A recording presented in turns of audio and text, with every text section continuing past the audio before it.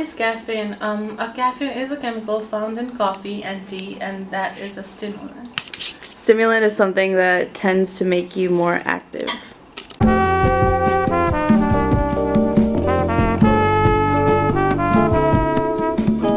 Can't even start my day without it. That was really hot.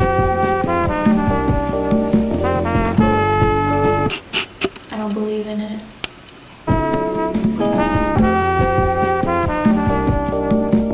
Hey there! Welcome to Coffee Table Talk. We're some people that are curious about caffeine. And we did a little survey. And she's going to tell you all about it. So in our campus library, Starbucks, we surveyed about 15 people, asked them if they drank coffee, and if they did, how many times a week, and for what purpose.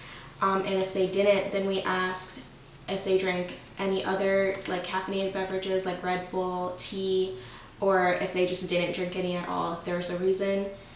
So from our results, we found that a lot of people drank coffee ranging from at least once a day to as many as 3 times a day.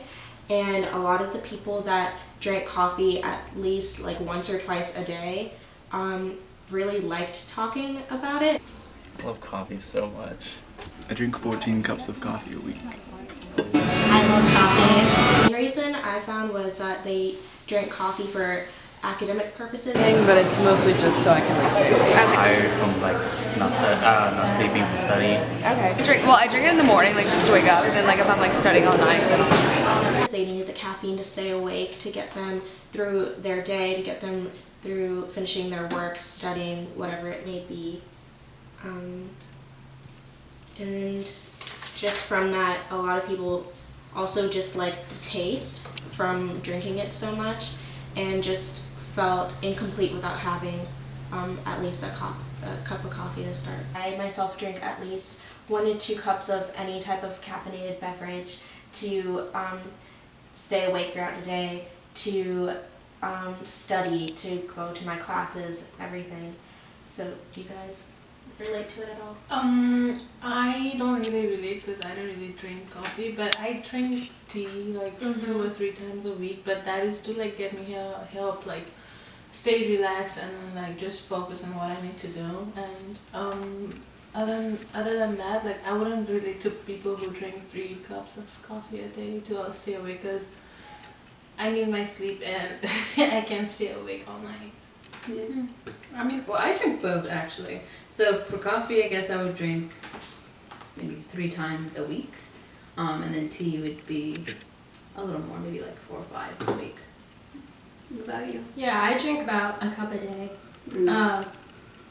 Yeah, I drink about a cup a day, but it also depends, like, if I have a busy week and I have, like, multiple exams, I'll usually drink, like, 2 to 3 cups, especially when it's finals week. I'll be, like, 4 cups down coffee. Yeah, I love coffee too. Like sometimes I'll drink it twice a day, definitely every day.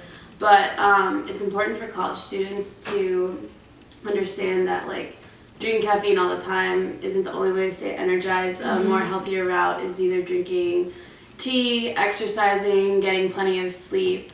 These are all things that are proven.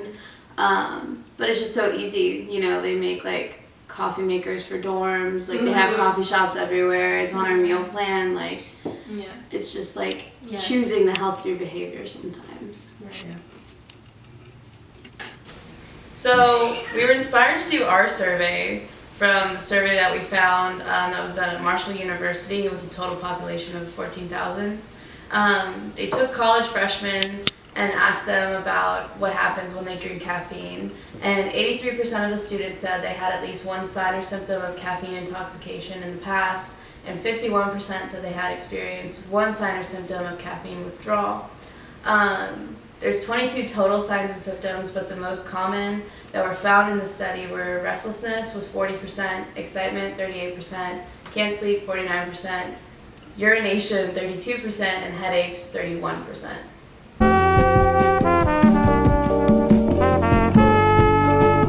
Caffeine does not only have bad effects on people, it also has positive effects if you take it in moderation.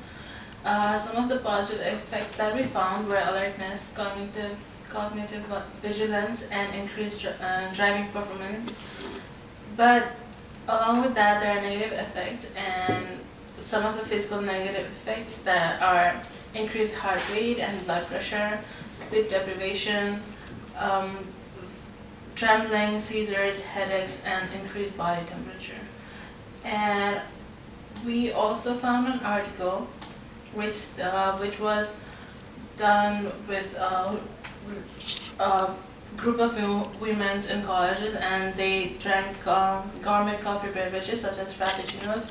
It showed that the people who drank frappuccinos had they took about 14% extra calories per day than the normal people who did not. So that leads to obesity.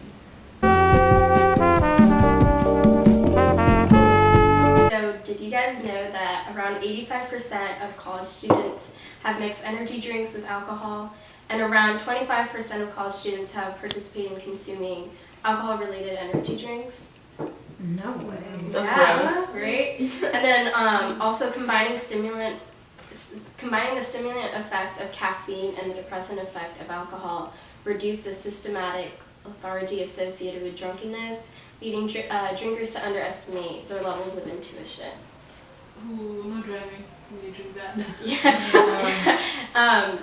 And then, fun fact, energy drinks consumption is significantly correlated with both drunk driving and being a passenger in a car.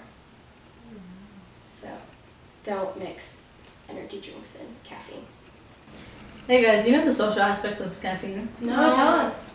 Well, I guess we'll start with coffee since that's the favorite beverage.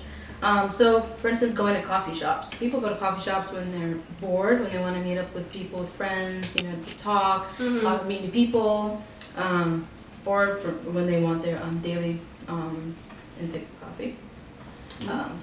For a lot of people, it's part of their daily routine. What is an energy drink? Energy drinks comprise 63% of the beverage market. Oh no! Energy drink consumption has shown to improve psychomotor functions. However, consequences associated with these drinks include dehydration, insomnia, headaches, nervousness, and vomiting, and serious reactions like Seizures, heart arrhythmia, and death. It's easy for students to not think about how much caffeine they're consuming when it's given out for free and for promotions on campus. If you've seen the Red Bull people walking around or in their cars, or Rockstar Energy, they give out big cans for free outside of the library, and students don't think twice about it. So how does caffeine affect college students' sleeping patterns? A study was done to describe and analyze how caffeine could potentially impact the sleeping habits of undergraduate students, and how caffeine intake in relation to sleep varies in gender or the type of consumer you are, whether you're a low consumer of caffeine or a high caffeine consumer or a moderate caffeine consumer. So the main points of the study was set up as a questionnaire and was answered by college students ages 18 to 24. And participants were asked to evaluate the amount of caffeine they consumed, and also on a weekly basis, and also the average amount of sleep they received. Okay, so in conclusion, the result of the study showed that there wasn't really a significant difference between genders in caffeine consumption. Whether you're male or female, there really wasn't a correlation with how much caffeine you consumed and the amount of hours you had on a weekly basis. But there was a correlation between the type of consumer and sleep. High caffeine consumers exhibited less sleeping hours compared to low caffeine consumers had more sleeping hours compared.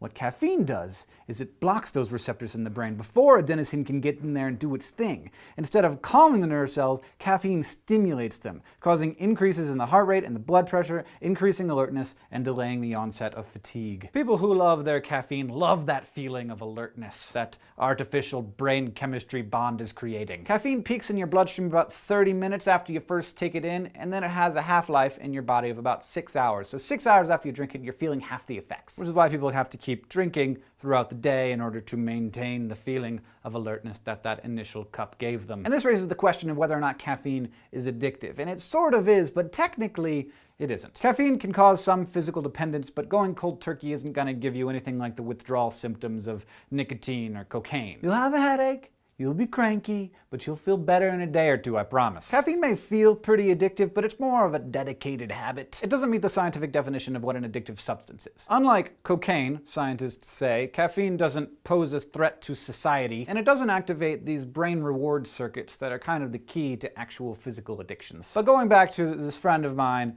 who has like 2 liters of Mountain Dew a day, and he mixes it up with espresso shots. Should I be worried about that guy actually overdosing on caffeine? And the answer, thankfully, is no. Doctors recommend that the average person keep his or her caffeine intake below 300 milligrams per day. That's roughly the amount of caffeine in 2 12-ounce cups of coffee. By comparison, a Red Bull contains about 80 milligrams of caffeine, while pills like NoDoz contain 200 milligrams per pill. But here's the deal. Depending on your weight, you would need to consume between 6 and 7 grams of caffeine per day, which would be really hard to do unless you were dedicated to the cause and had a jar full of caffeine. So unless my friend can slam 50 to 100 cups of coffee in a day, which I don't think anyone's stomach could actually be big enough to handle.